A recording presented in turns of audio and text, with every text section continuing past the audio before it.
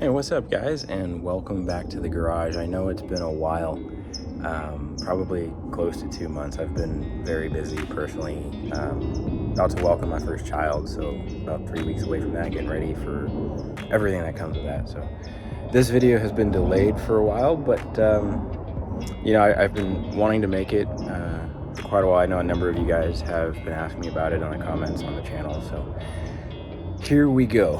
Finally diving into it. As you know, as you know already, if I can talk there, as you know already by the title, this is going to be a review of my Retrax 1 XR bed cover. Now, I already have an initial video based on basically the install and then kind of my initial impressions. If you haven't seen that already, I'll link it in the channel below. But this is going to be kind of like a 1.5 to 2 year review type thing. Been about that long since I got it on the truck, so give you my impressions, go over the sort of the pros first, and then touch on the cons, turn things around, and show it to you guys. Okay, so again, this is the Retrax 1 XR. Now, what does all that mean? The 1 in the name refers to the top. It's sort of like a vinyl slat type panel. The slats here, the width of these slats, about a thumbnail sort of width, is a little bit narrower than the Retrax Pro. The Retrax Pro, I believe, could be wrong, somebody correct me if I am, is made out of aluminum. It's a little bit heavier duty, you can support more weight with it. But I ended up going with the 1 simply because I liked the look of the slat width here. Now the XR in the sort of the name of the cover, the Retrax 1 XR, denotes these rails here, kind of the type of rails. As you can see, there is a track system that runs the length of this rail, as well as this one, and that is essentially there to allow you to install any kind of a rack. Now you can do roof racks, like a regular like Thule carrier rack, bike rack, ski snowboard rack, rooftop tent, anything that you can normally put on a roof rack can go here. So as long as you buy the sort of correct rails for it, it allows you to sort of increase the capacity up above. Now, having the mega cab there, I haven't had occasion or need to go out of my way and buy that type of stuff, just because everything should either fit in the mega cab or in the bed. But I do like having that feature, that functionality, which is the reason I went with the XR in the first place. So now that sort of those main questions, which I know I've seen in the comments a few times come up, I want to jump into the pros of this thing and jump into the cons. So, which for me, it's really one giant main con, but the pros are that it is, one, I guess it looks pretty good, at least in my opinion. Kind of blends nicely with the side of the rails there, fit is good. But the pros, other than just aesthetics, are this rubber piece is worn very well, and then the security. So I keep the key for this in the glove box. Just press the button. Now this is kind of getting into the first con. If you park on a incline like this, the cover has a tendency to sink this way. The latch that releases this runs up against a locking mechanism in here. The inclination here increases the friction on the latch, and it kind of gets stuck. So you got to kind of pull it back like so, and then you're good to go. Now, once it's popped up like that, it's a piece of cake to operate. Literally push it forward with one hand all the way, and then to close it, same deal.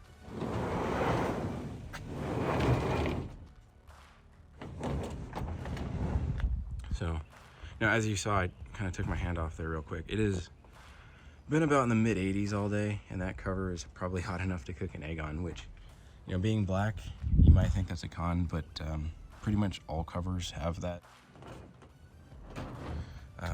Probably, I don't know if it's a flaw, but just, I don't know, feature. Got a dog bed in there, we're gonna be donating that shortly. So anyway, the cover opens all the way up with one hand, and can close all the way with one hand as well. Demonstrate that now. So again, opens and closes very easily. If you have you know, the flipping style or the folding style covers, where you reach, you know, open the tailgate, which secures it, open the tailgate, pull a latch or a lever. I know the backflip series has a wire or pull cable. The first two folds here, piece of cake, no problem. If you go to the third fold, then there's usually a lever that you have to reach over the side of the bed rail to grab and then push up, which gets quite heavy. If you're either shorter or your truck is lifted or both, getting your arm up and over this and then trying to lift it can be cumbersome, especially so for those longer beds that have 4 or more folds. Getting it all the way up generally requires sort of you to come over and jump in the bed. Now, if you do that, it's a piece of cake, but if you're either older or, you know, have some kind of disability where that is difficult, maybe think about a cover like this. Anyway, so pro, very secure. 2 is that it's easy to operate. 3 is that it looks great. And then obviously the rails, which I find really, really helpful for the storage. Go ahead and shut this down. Again, real hot, so trying to be quick there. If we open up the tailgate, I'll try and show you a quick con, which is the first one. This sort of tape piece here, not my favorite. I think if we zoom in here a little bit, you can kind of see a couple of air bubbles starting to form under the tape. This stuff is about 2 years old. I don't anticipate this, you know, realistically lasting more than, I'll say, 3 or 4 years before that starts to deteriorate further. And this truck is kept outside. It's kept outside and it doesn't fit in the garage, so that's just where it's gonna have to be. I'm sure the life on this would be better if it was kept inside. The drip system up front works great, just like all the other covers you'd see in this price range.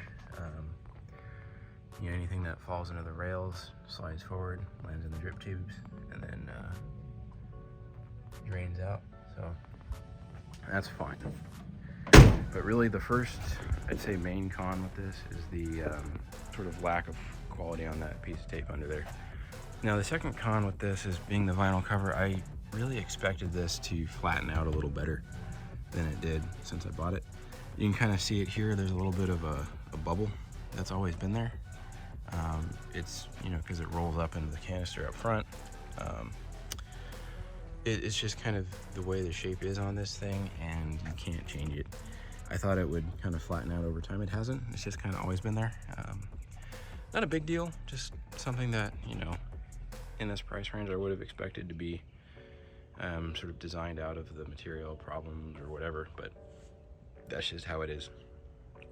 So before we get into the, I'll call it the main con, the reason why I wouldn't buy this again, the other, it's not really a con, it's really more of a, I don't know, consequence of getting a roll-up style cover is that you have the canister in the front of the box, the bed box there, which takes up a good, you know, 12 inches down, 12 inches towards you and all the way across. So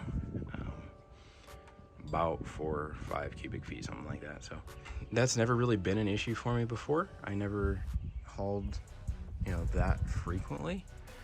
But now that I've got a house, I find myself, you know, getting to the point where I'm towing and hauling more often.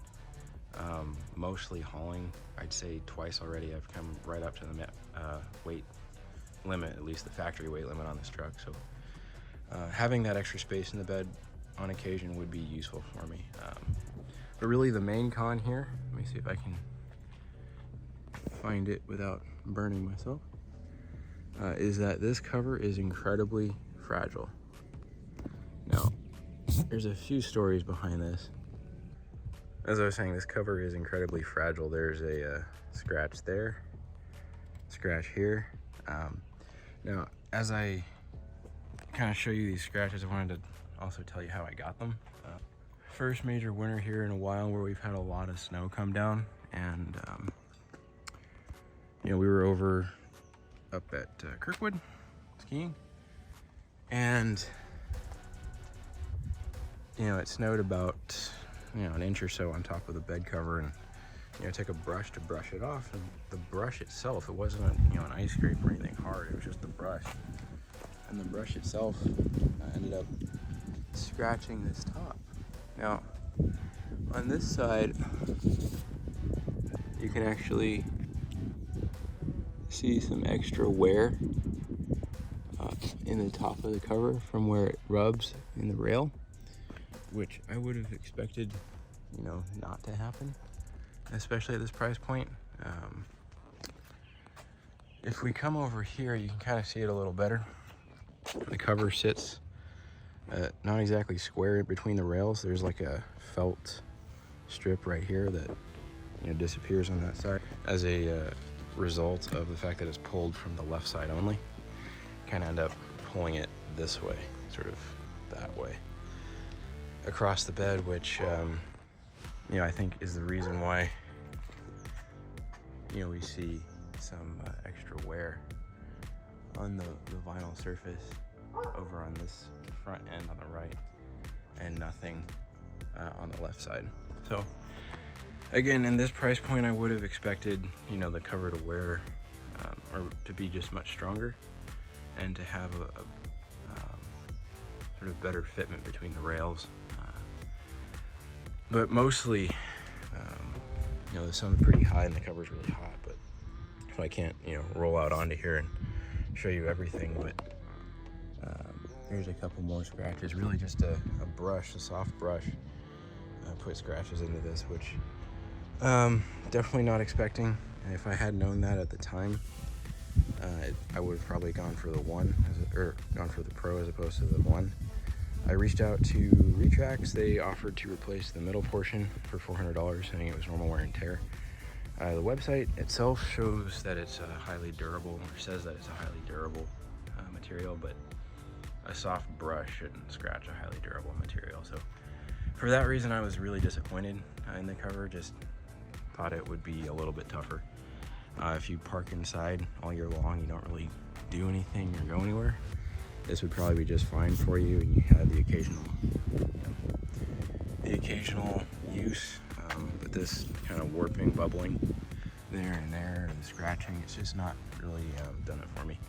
Not for how much they're charging. So because of that, if I were to do this again, I'd probably get a backflip, something like a G2 that lasted me 7 years and was great. The finish held up well. It was much more durable. So I don't know. Anyway, I guess to summarize, we got you know, it looks good. We got the rail system, we got the security, and it's easy to open and close.